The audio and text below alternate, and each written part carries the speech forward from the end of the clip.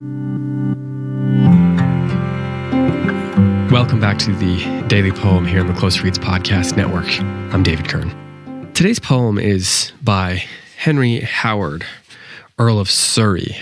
He was an English nobleman, politician, and poet, and was a Renaissance poet. In fact, he was one of the key elements in Renaissance poetry, and he was the first cousin of both Queen Anne Boleyn and Queen Catherine Howard, the second and fifth wives of Henry VIII.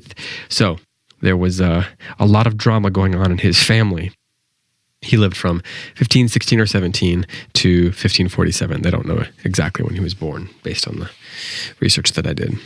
But the poem that I'm going to read today is from his translation of the Aeneid.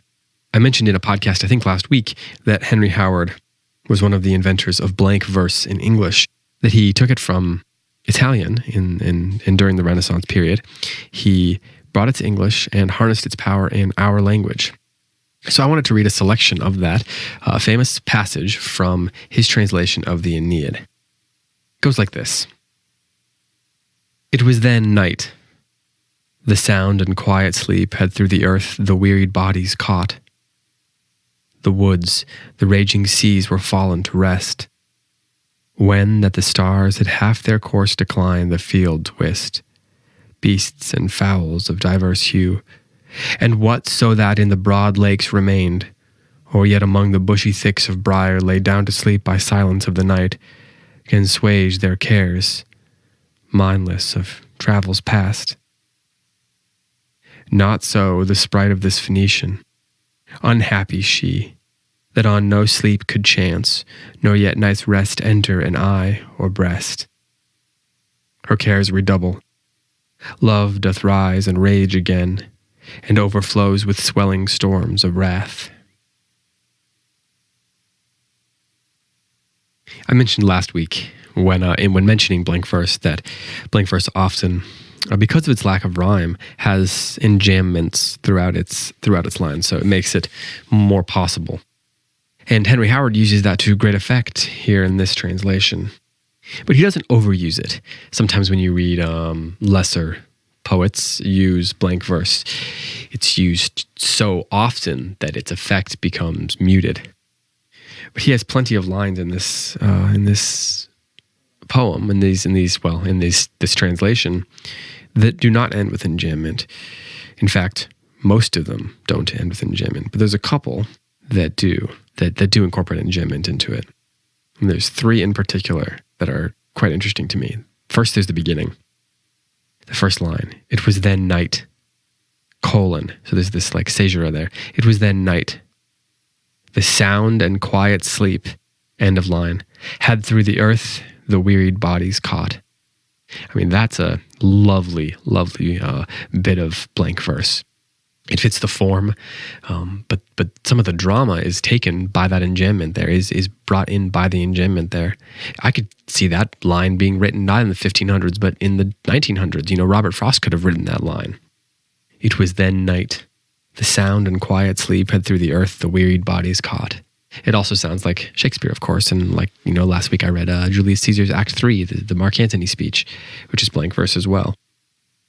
And then the fourth line, when that the stars had half their course declined, the fields wist, semicolon, beasts and fowls of diverse hue, and so forth.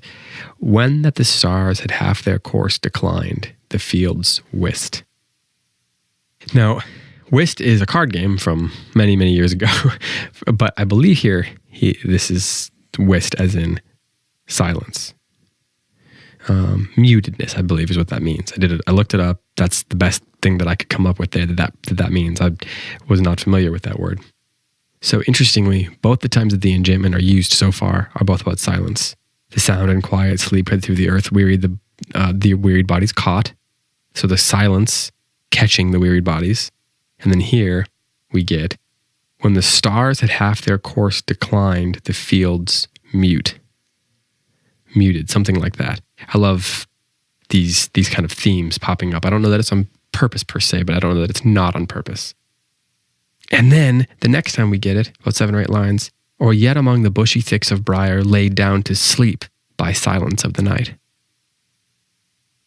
That's fascinating. Again, all 3 times enjambment are used. It's about silence, sleep, weariness. And thematically, the poetic irony is wonderful there because enjambment is the sense of continuation, going from one line to the next. So by the time you get to the line, if all the other lines have a sense of stoppage at the end of them, of completion, then these 3 lines, when he's talking about silence, are made powerful because you yourself have this sense of weariness in reading them, in reciting them, especially when you read it out loud. It takes a bit more effort to go from one line to the next without that stop, without that breath. So I love the objective correlative that's at work here by Henry Howard in this poem, using enjambment and using the form of blank verse so powerfully. So one more time, here is Henry Howard, Earl of Surrey's translation of the Aeneid, or at least a portion of it. It was then night. The sound and quiet sleep had through the earth the wearied bodies caught. The woods, the raging seas were fallen to rest. When that the stars had half their course declined, the fields wist. Beasts and fowls of diverse hue, and whatso that in the broad lakes remained, or yet among the bushy thicks of briar laid down to sleep by silence of the night, can assuage their cares, mindless of travels past. Not so the sprite of this Phoenician. Unhappy she, that on no sleep could chance, nor yet night's rest enter in eye or breast. Her cares redouble. Love doth rise and rage again, and overflows with swelling storms of wrath. This has been the Daily Poem. Thanks for listening. I'll be back tomorrow with another one.